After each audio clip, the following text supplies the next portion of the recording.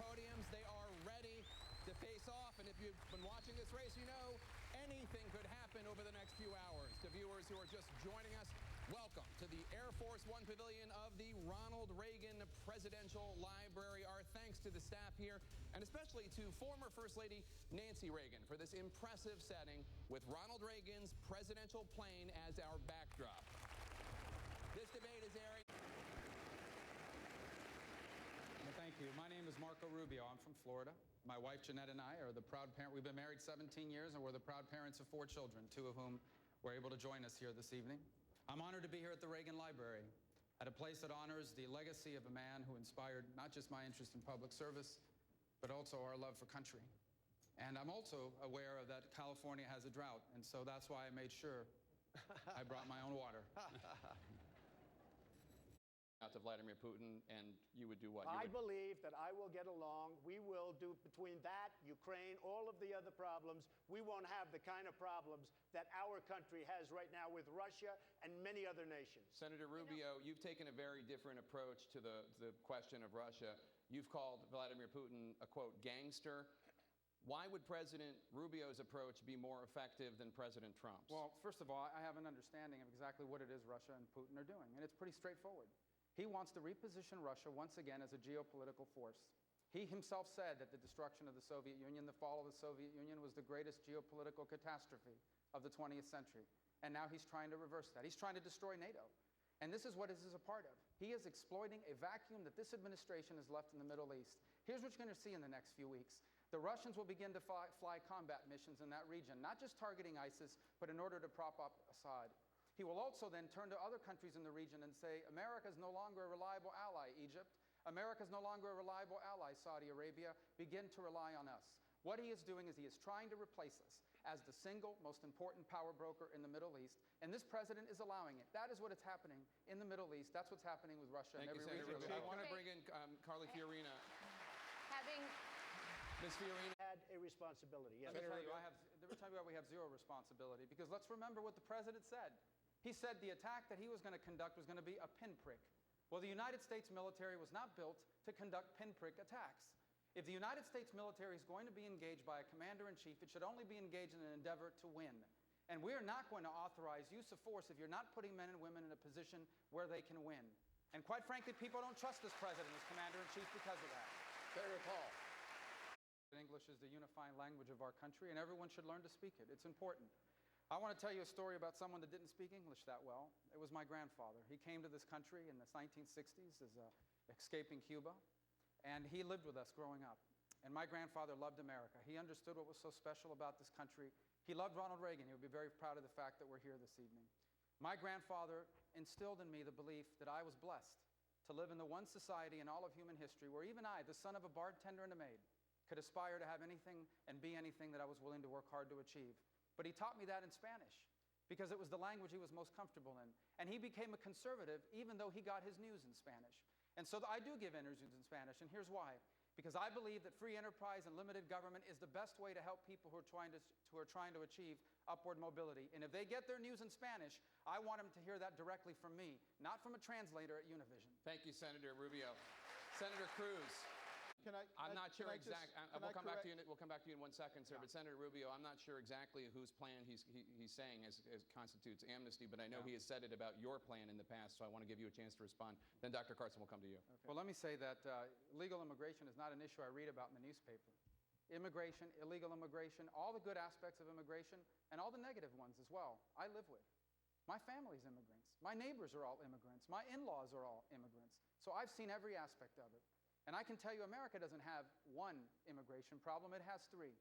First, despite the fact that we are the most generous country in the history of the world on allowing people to come here legally, we have people still coming illegally. Second, we have a legal immigration system that no longer works. It primarily is built on the basis of whether or not you have a relative living here instead of merit. And third, we have 11 or 12 million people, many of whom have been here for longer than a decade, who are already here illegally. And we must deal with all 3 of these problems. We cannot deal with all 3 of these problems in one massive piece of legislation. I learned that. We tried it that way. Here's the way forward.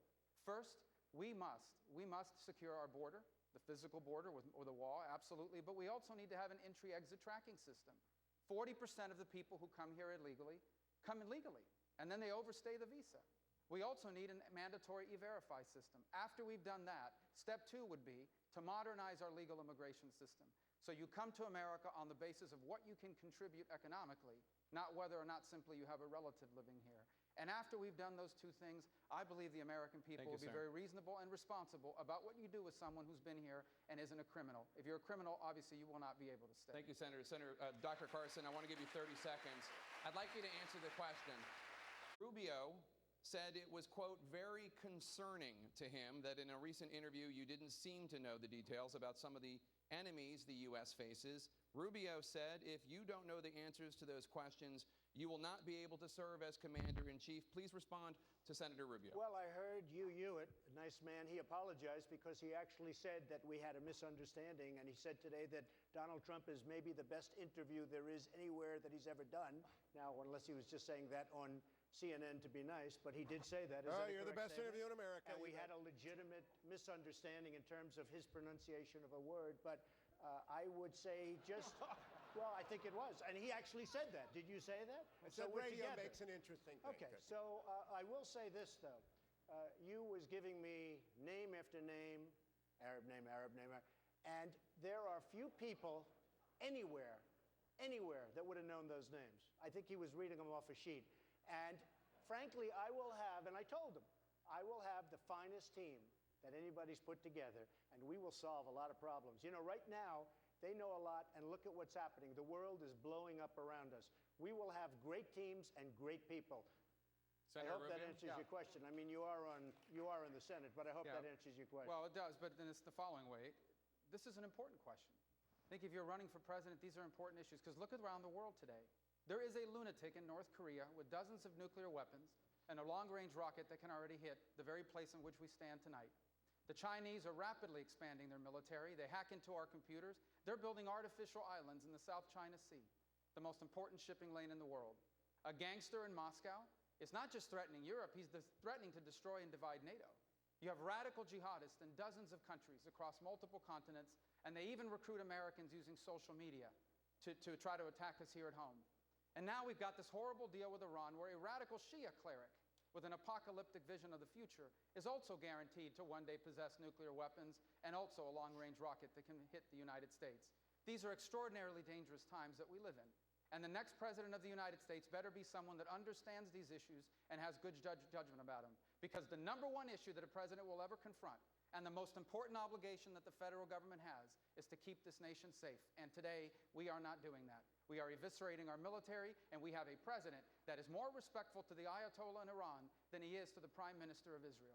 Mr. Trump, Senator Rubio seemed to be suggesting that you don't know information. No, I don't think he's suggesting that at all. I mean, Are you, Senator Rubio? I don't think he's suggesting that. Well, that's why we have a debate. I think that we should have a deeper debate about these issues because there is no more important decision that a president will make. But are you saying that you have the knowledge to be the president that Mr. Trump does not have? Well, you should ask him questions in detail about the foreign policy issues our president will confront because you better be able to lead our country on the first day. Not 6 months from now, not a year from now. On the first day in office, our president could very well confront a national security crisis. You can't predict it. Sometimes you cannot control it. And the federal government does all kinds of things it's not supposed to be doing. It regulates bathrooms. It regulates schools that belong to local communities. But the one thing that the federal government must do, the one thing that only the federal government can do, is keep us safe. And a president better be up to date on those issues on his first day in office, or on her first day in office. Mr. Trump. Well, you have to understand, I am not sitting in the United States Senate with, by the way, the worst voting record there is today, number one. I am not sitting in the United States Senate. I'm a businessman doing business transactions. Okay. I am doing business transactions. I will know more about this, and as you said, that was very acceptable. And when you listened to that whole interview, it was a great interview. You said it, I didn't. Yeah, well, now I did. But I will, listen, just 1 second. But he addressed Just 1 second. I never get addressed, so when I do, I'm going to jump in. I will know more about the problems of this world by the time I sit. And you look at what's going on in this world right now by people that supposedly know this world is a mess. Senator Rubio, he did invoke your absentee record in the Senate. I'm proud to serve in the United States Senate. You know, when I ran 5 years ago, the entire leadership of my party in Washington lined up against me. But I'm glad I won, and I'm glad that I ran, because this country's headed in the wrong direction. And if we keep electing the same people, nothing is going to change. And you're right, I have missed some votes, and I'll tell you why, Mr. Trump.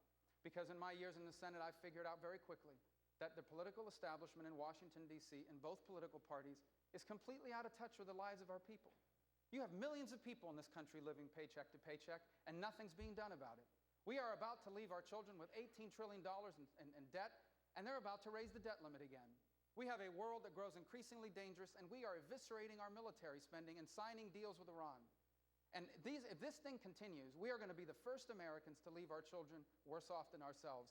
That's why I'm missing votes, because I am leaving the Senate, I'm not running for re-election, and I'm running for president because I know this: unless we have the right president, we cannot make America fulfill its potential. But with the right person in office, the 21st century can be the greatest era that our nation has ever known. Thank you, Senator Rubio. I want to turn